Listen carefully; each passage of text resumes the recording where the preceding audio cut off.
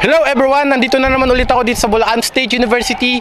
And ako nga pala ulit si Rod Estares. And kasama natin ang isa sa mga pambato natin dito sa Bulacan State University. So, sir, ano pong pangalan nyo? Colonel Joshua Vinuya. And ano po yung nilabanan yung competition? Storytelling.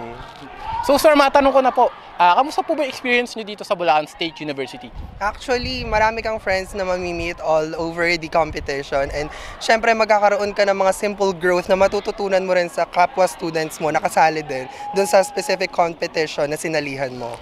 So, any struggle po ba na na-encounter nyo dito or experience na din na masishare nyo po para po sa ating mga viewer habang nandito po kayo ngayon sa Bulacan State University? Actually, one of the most evident struggle that I had having this practice about and regarding storytelling is that yung pag pinapractice mo yung piece, kailangan kasi it is within the heart. Kasi if it's not within their heart, hindi mo siya ma-execute ng maayos at hindi mo maipapakita yung whole emotion that you have within the story or yun nga, the piece that was given.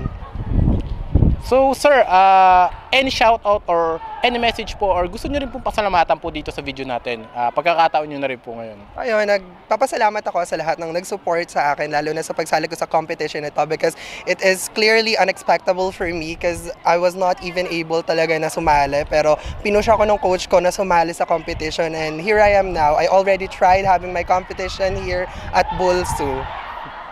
So, ako nga pala ulit si Rod Estares and magkita-kita tayo sa susunod na video and see you again in the next video again ulit.